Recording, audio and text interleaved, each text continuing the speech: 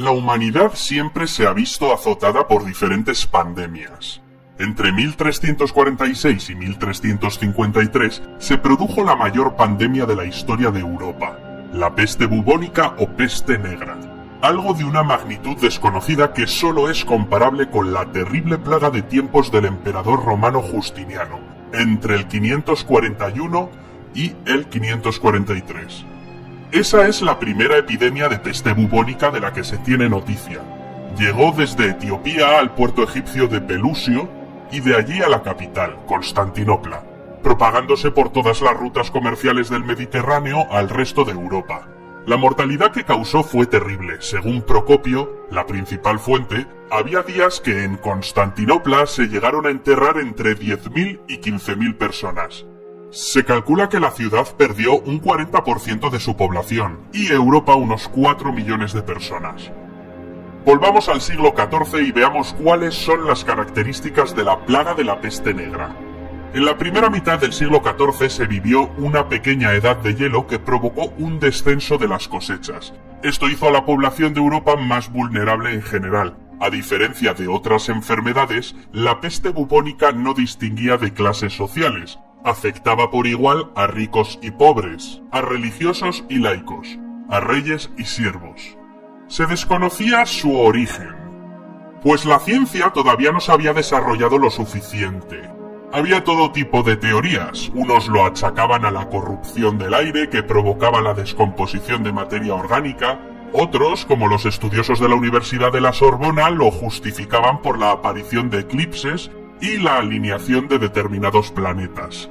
El médico Alfonso de Córdoba afirmaba que el origen podía estar en una falla geológica provocada por un reciente terremoto en Italia que liberaba gases del infierno a la atmósfera.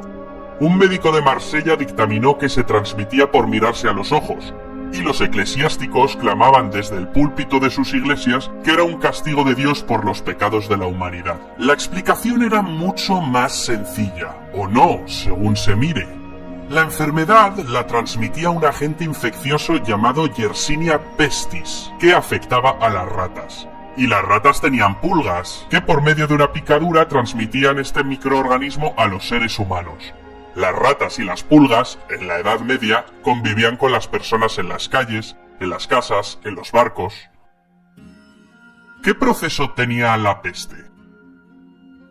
La peste es una zoonosis, una enfermedad infecciosa que, como hemos visto, pasa de los animales a los seres humanos. Tardaba en incubarse entre 16 y 23 días. Luego llegaban los síntomas, principalmente fiebre y la aparición de grandes abultamientos. Solía matar al paciente en 3, 4 o 5 días. El Decamerón del autor florentino Giovanni Boccaccio es una obra marcada por la experiencia de la plaga. Vivió la epidemia en primera persona. Nos describe perfectamente los síntomas. Pero no ocurría como en Oriente, donde el verter sangre de la nariz era signo de muerte inmediata, sino aquí, al empezar la enfermedad, salíanles a hembras y varones unas hinchazones en las ingles y las axilas que a veces alcanzaban el tamaño de una manzana común. Se las llamaba bubas. Iban surgiendo por todas partes del cuerpo manchas negras o lívidas. Surgían en brazos, piernas y demás partes. Y dice Boccaccio que tanto las bubas como las manchas eran signo de muerte inmediata. A veces la enfermedad tenía otras variantes. Por ejemplo, la peste septicémica que se producía cuando el agente infeccioso pasaba a la sangre produciendo grandes manchas oscuras en la piel. De ahí la otra denominación de la enfermedad como peste negra. La otra variedad era la peste neumónica que se producía al pasar la bacteria a los pulmones del enfermo. Tanto la septicémica como la neumónica eran mortales casi en el 100% de los casos. ¿Cómo se propagó por Europa? Se sabe que la peste bubónica se originó en China, donde se cobró la vida de millones de personas. De allí pasó a Asia Central, dominada por los mongoles. A través del flujo comercial de la ruta de la seda llegaría a Europa. El primer lugar afectado fue la ciudad comercial de Cafa, en la península de Crimea. La población estaba asediada por el ejército mongol de la Horda de Oro. Algunos de los soldados de las tropas asiáticas ya venían enfermos. Se dice que lanzaron sobre las murallas trozos de cuerpos de víctimas de la peste con sus catapultas, para enfermar a los sitiados. Los comerciantes genoveses, en cuanto se desató la epidemia en las calles de la ciudad, huyeron en sus barcos llenos de ratas, llevando la bacteria primero a Constantinopla, después a Alejandría, hasta llegar a Sicilia. Cuando llegaron a Génova ya se conocía que traían la peste, y no les dejaron atracar, así que pusieron rumbo a los puertos del sur de Francia como Marsella, y a los de la Corona de Aragón. Y desde esos lugares ya nadie pudo frenar su extensión por el resto de Europa. Muy pocas zonas se libraron del azote de la enfermedad. Solo países como Islandia o Finlandia tuvieron esa suerte. Hay muchas diferencias entre las distintas cifras de muertos que la plaga provocó en el siglo XIV.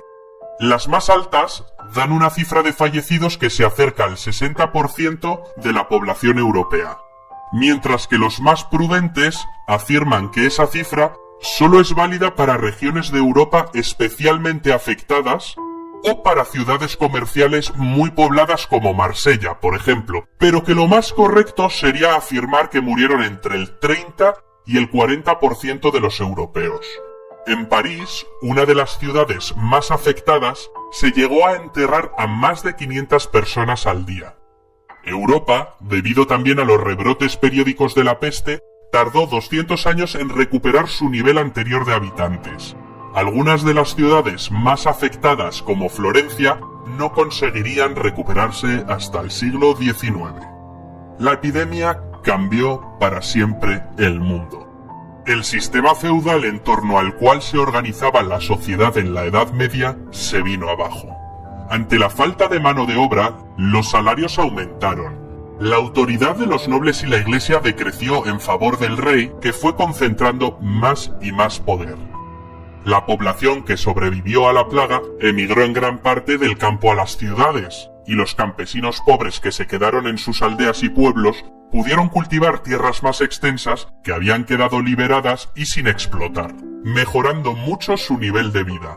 La nobleza y el clero se opusieron y elaboraron leyes que trataron inútilmente frenar esta emigración.